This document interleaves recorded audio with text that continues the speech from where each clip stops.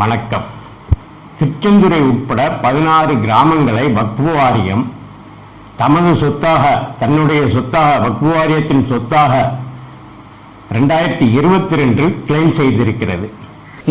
In 1954, all the properties donated by the philanthropists have been surveyed by government authenticated surveyors, and it was recorded in Waqf Board, Tamil Nadu Waqf Board, with each and every property detail along with that survey number.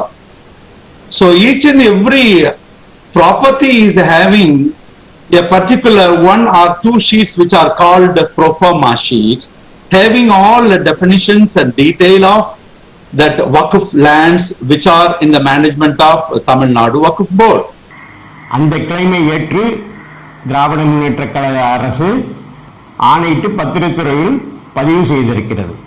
இந்த பதிவு, அதாவது வக்ஃப் வாரியத்தினுடைய தன்னுடைய சொத்து என்று claim செய்திருக்கிற, உரிமை கோரி இருக்கிற இந்த பதிவு ஆட்சியாளர்களுடைய உத்தரவு இல்லாமலோ அரசுடைய ஆணை இல்லாமலோ பதிவு செய்யப்பட்டிருக்க முடியாது.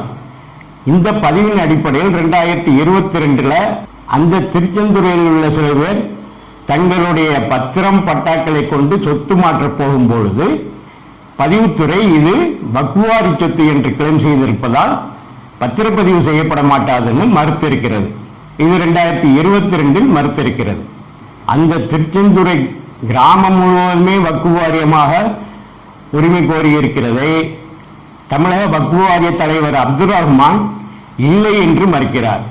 In that particular village, there are certain portions having a specific survey numbers used for the dedicated Waqf properties are encroached by some people.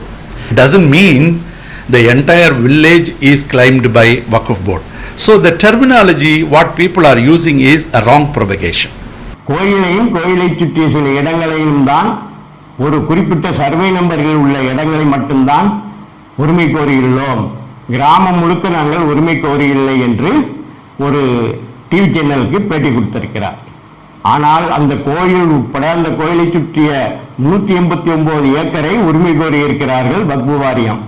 389 acre என்றால் 1.25 கிலோமீட்டர் நீளமும் 1.25 கிலோமீட்டர் அகலமும் உள்ள ஒரு இடம். ஒரு ஊர், ஒரு கிராமம், சராசரியான ஒரு சிறு கிராமம் 1/2 கிலோமீட்டர் நீளம் அகலத்திற்கு மேல் இருக்காது.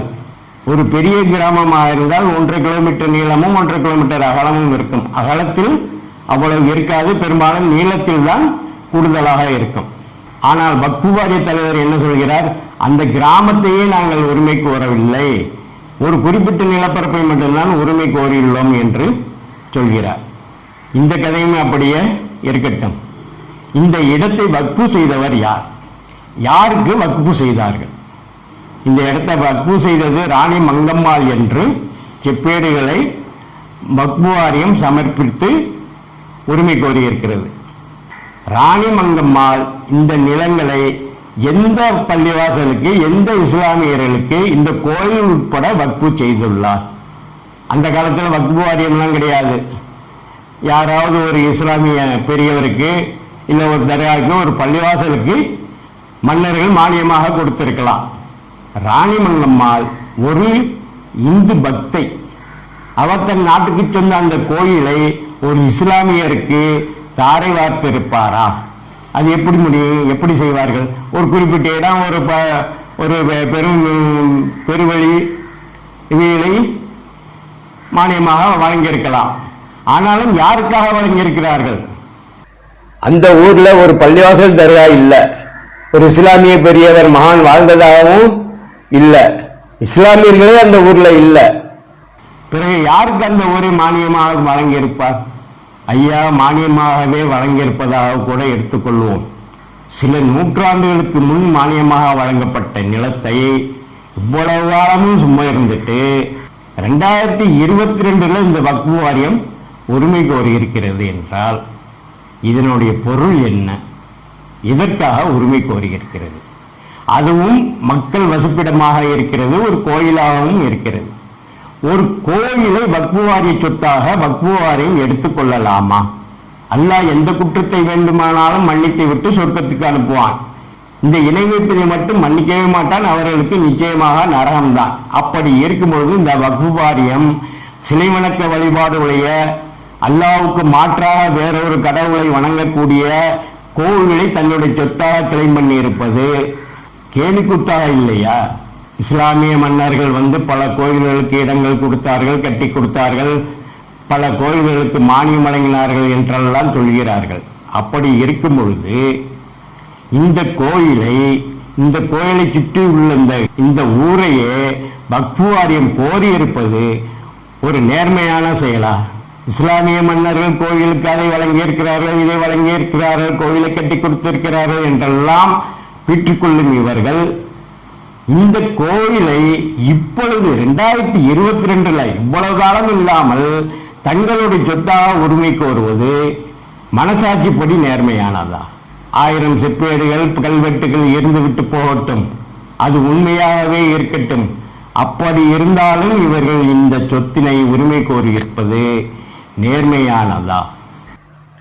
இந்த மாதிரி அந்த காலத்துல நாடு முழுக்க எல்லா கோயில்களுக்கும் மந்திரிகளுக்கும் படைத்தலைவர்களுக்கும் பல ஊர்களை மன்னர்கள் மானியமாக கொடுத்தார்கள். அவர்களெல்லாம் இப்போது அந்த செப்பு பத்திரங்களையும் கல்வெட்டுகளையும் தூக்கி கொண்டு வந்து இதெல்லாம் எங்க சொத்து, இதெல்லாம் எங்க சொத்து என்று உரிமை கோரினால் என்ன நிலையாகும்?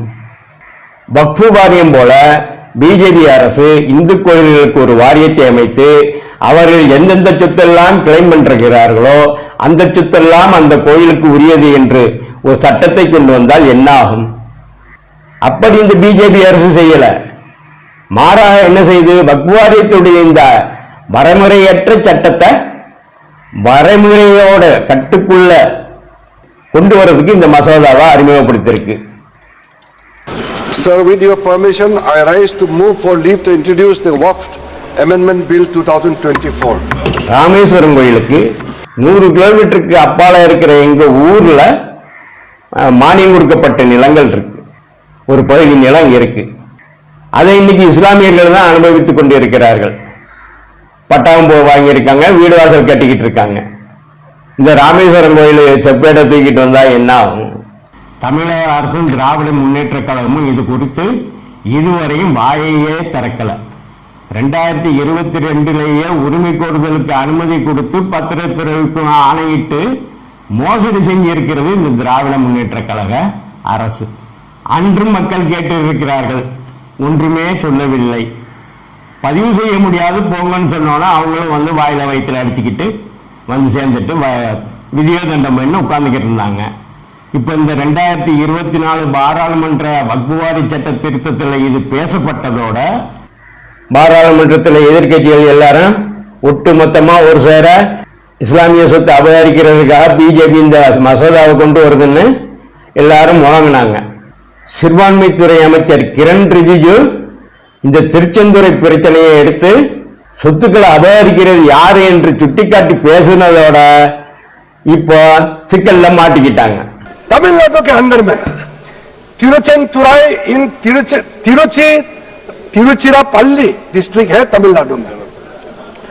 वहां 1500 साल पुराना सुंदरेश्वर टेम्पल मंदिर वहां मौजूद थे और वहां बेचारे एक वहां के गांव में रहने वाले उसको पता भी नहीं है, वो अपना जमीन बेचने के लिए 1.2 एकड़ जो बेचने के लिए गए तो आप बताया गया कि आपका गांव तो वक्फ का जमीन है. अब सोचिए पूरा गांव को वक्फ प्रॉपर्टी डिक्लेयर कर दिया गया.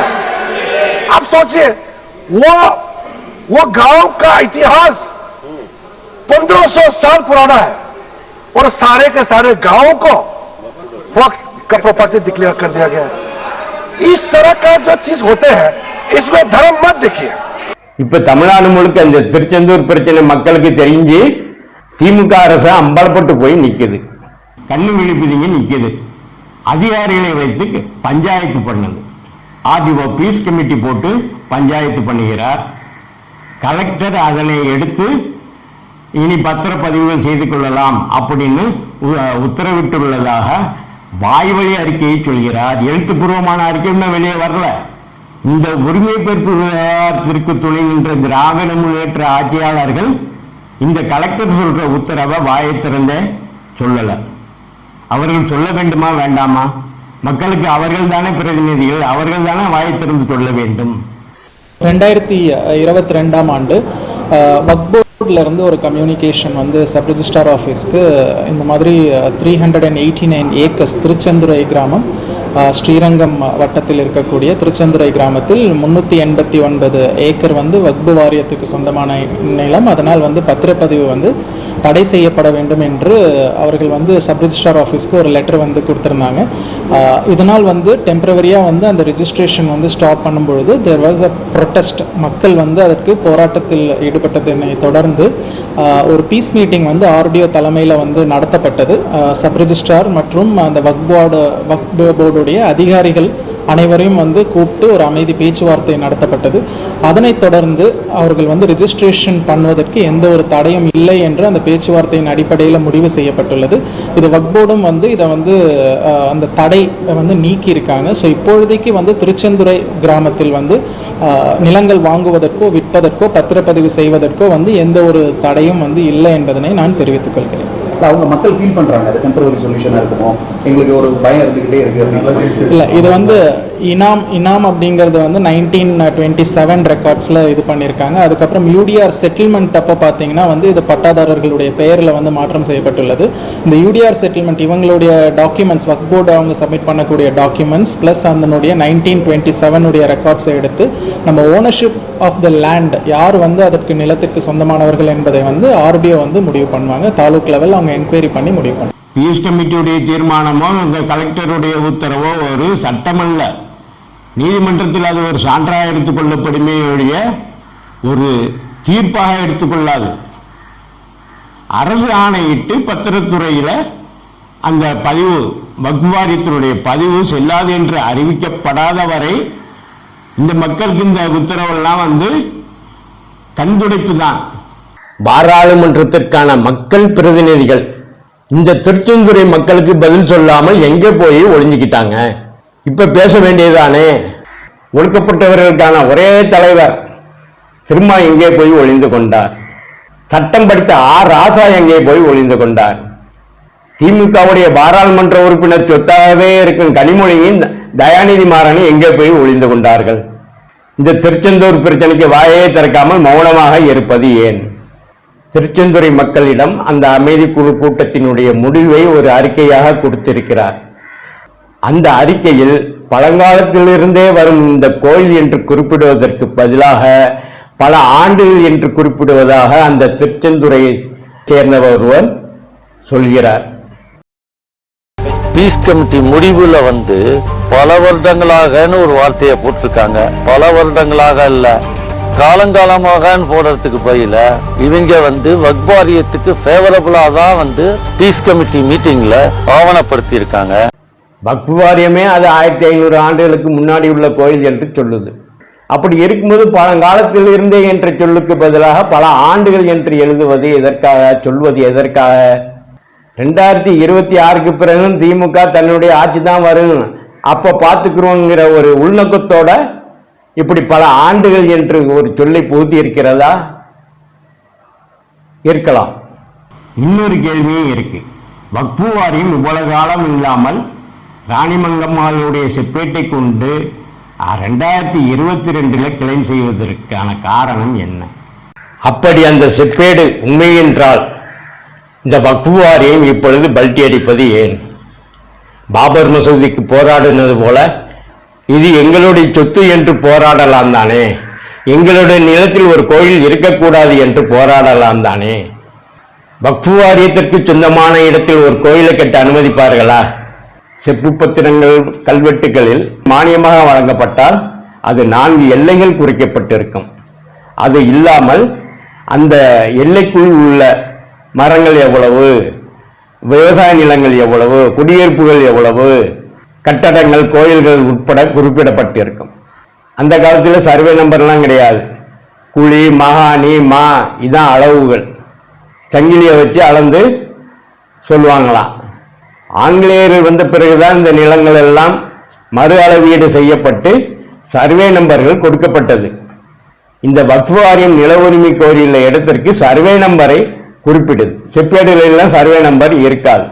இந்த கல்வெட்டு செப்பேடு தமிழ் எழுத்துக்கள் ஆய்வில் தன்னியல்பாக ஆர்வமுள்ள திருச்சி பெல் நிறுவனத்தில் தலைமை இன்ஜினியராக பணியாற்றிய பழங்காசு சீனிவாசன் அவர்கள் என்ன சொல்கிறார் என்றால், செப்பேடின் உண்மைத்தன்மையை ஆராய வேண்டும், அந்த நகலை அதனுடைய புகைப்படத்தை அரசு வெளியிட வேண்டும், அந்த செப்பேடுடைய வடிவத்தை கொண்டும் எழுத்துக்களை கொண்டும் அதில் பயன்படுத்தப்பட்டுள்ள சொற்களை கொண்டும் அது போலியானதா உண்மையானதா என்று எளிதாக கண்டுபிடிக்க முடியும் என்று அவர் கூறுகிறார். அவர் கல்வெட்டு செப்பேடு எழுத்துக்கள் ஆய்வில் ஒரு 25 வருடமாக இருந்தவர். தொல்லியல் துறை ஆய்வு மாணவர்களுக்கு பழங்கால எழுத்து முறைகளை, தமிழ் எழுத்துக்கள் எப்படியெல்லாம் மாறி மாறி வந்திருக்கிறது என்பது உட்பட ஆய்வு மாணவர்களுக்கு பாடம் நடத்தியவர் பழங்காசு சீனிவாசன் அவர்கள். செப்பேடுகள் சிலவை போலியானது என்று தொல்லியல் ஆய்வாளர்கள் கூறுகிறார்கள், நிரூபித்திருக்கிறார்கள். இந்த வக்ஃப் வாரியம் சான்றாக கொடுத்துள்ள இந்த செப்புப்பேடை தமிழக அரசு மத்திய அரசுடைய தொல்லியல் துறைக்கும் தமிழக அரசின் தொல்லியல் துறைக்கும் ஆய்வுக்கு உட்படுத்த வேண்டும். உட்படுத்தி அதன் உண்மைத்தன்மையை மக்களுக்கு அறிவிக்க வேண்டும்.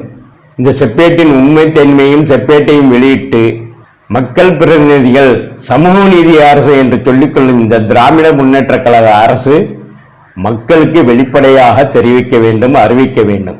அவர்கள் உண்மையிலேயே மக்கள் பிரதிநிதி என்றால் அவர்கள் இதை செய்ய வேண்டும். செய்வார்களா?